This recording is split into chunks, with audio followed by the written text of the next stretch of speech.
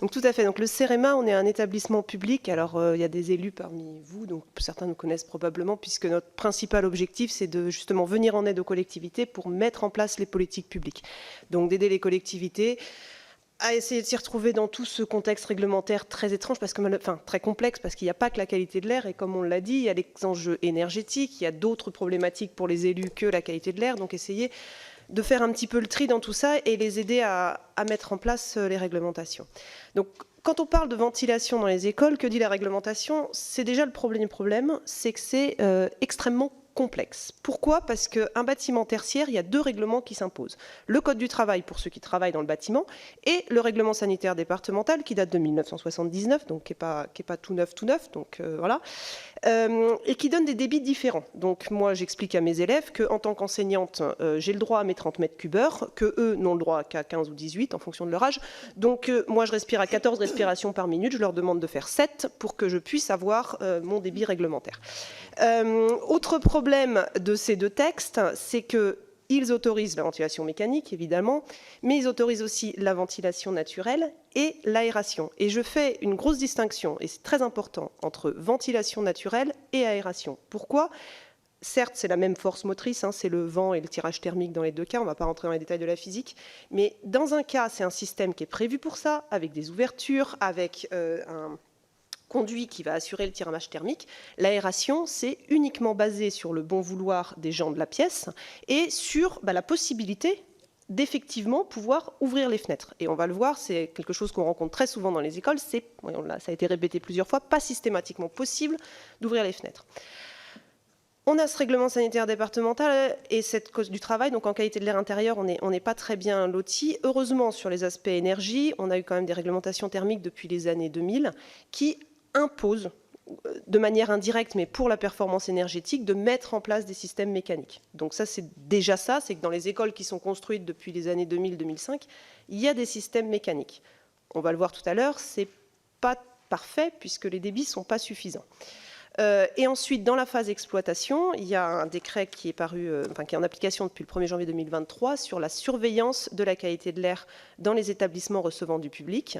Le problème, on le voit à droite, c'est que ce décret est très très peu appliqué. On a des statistiques en région Auvergne-Rhône-Alpes où on est à peu près on est à moins de 50%, on est à 40% précisément d'application du dispositif de la surveillance de la qualité de l'air dans les ERP.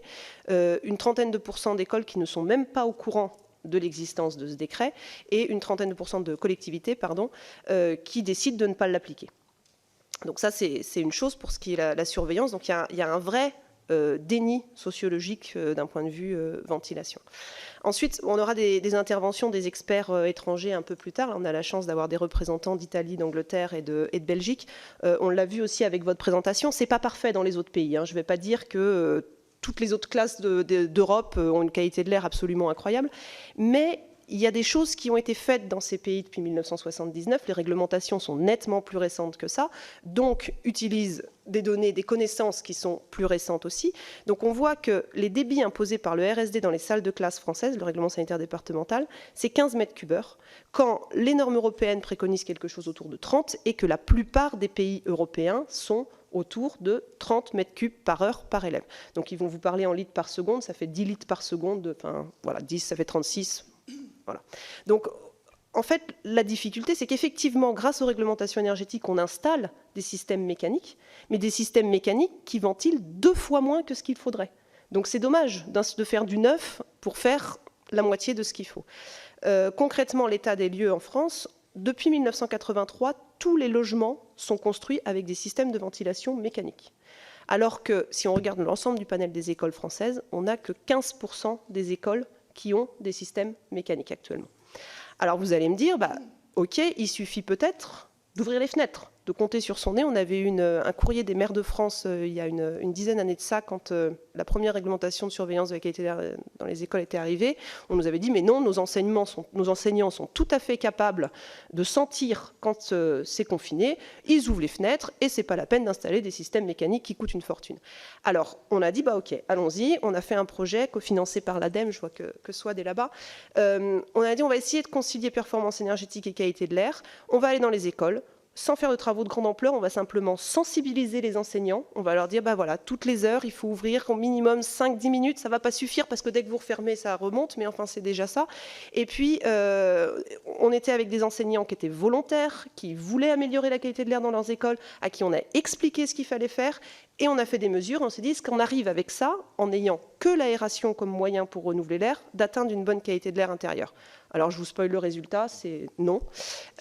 Donc, même avec ces enseignants qui sont ultra sensibilisés, qui savent ce qu'il faut faire avec leurs fenêtres, avec des fenêtres qui sont manipulables et tout, on s'en était assuré, on était allé sur place, on n'arrive pas à atteindre les niveaux recommandés, les seuils pour les COV et le CO2. On n'a pas tout mesuré, hein, mais c'est deux choses qu'on a mesurées.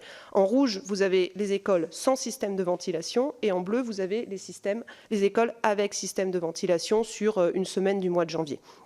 Donc, même avec des efforts d'aération renforcés, avec un public formé, sensibilisé, les seuils ne sont pas respectés.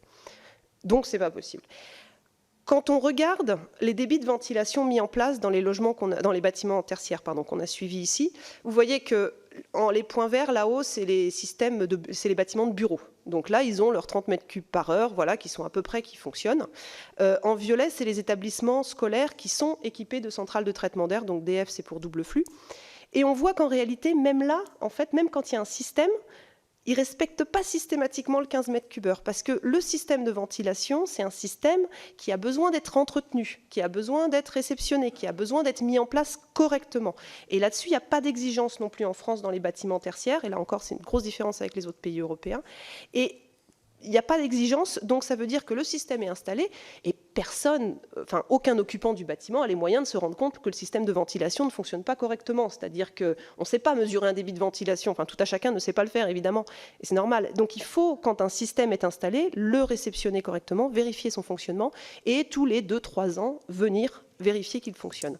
Et ça, c'est imposé par la nouvelle directive européenne, la dernière directive européenne impose cette vérification. Donc maintenant, on a espoir que ce soit retranscrit en droit français dans les 2 ans qui viennent et qu'il y ait cette vérification des systèmes de ventilation qui soit faite. Donc, le commissionnement des systèmes de ventilation en tertiaire, c'est obligatoire. On a des solutions qui existent. Là encore, on a un protocole d'inspection promouvant tertiaire qu'on a développé au CEREMA avec différents partenaires et là encore financé par l'ADEME. La directive européenne va imposer cette inspection tous les 3 à 5 ans, donc on a espoir que ce soit transcrit en droit français d'ici mai 2026. Et donc, pourquoi ne pas juste ouvrir les fenêtres? Donc, dans le cadre du projet Uber Energy, on a fait une étude aussi. Si on met en place un protocole d'aération renforcé, donc 5 minutes toutes les heures et 5 minutes à chaque récréation, on a un surcoût de 2 à 4 euros par élève lié aux pertes énergétiques. En revanche, si on a un système avec une ventilation mécanique avec récupérateur de chaleur, on a un gain de 6 à 7 euros par occupant par an, et ce, en plus en améliorant la qualité de l'air intérieur. Donc certes, il y a un investissement initial, mais au global, on a aussi un gain social, meilleure santé, moins d'absentéisme, etc., tout ce qu'on a discuté avant. Alors le coût, vous allez me dire combien ça coûte. Concrètement, mettre en place un système de ventilation mécanique, c'est à peu près 3 000 euros par classe quand on le fait en centralisé. Voilà, et on est entre 4 et 5 000 si on installe les systèmes décentralisés, donc classe par classe. Donc effectivement, ce n'est pas un coût négligeable, très clairement. C'est un investissement, mais on voit qu'on a le retour sur investissement quand on est à 6-7 euros par occupant par an. Finalement, ça va assez vite.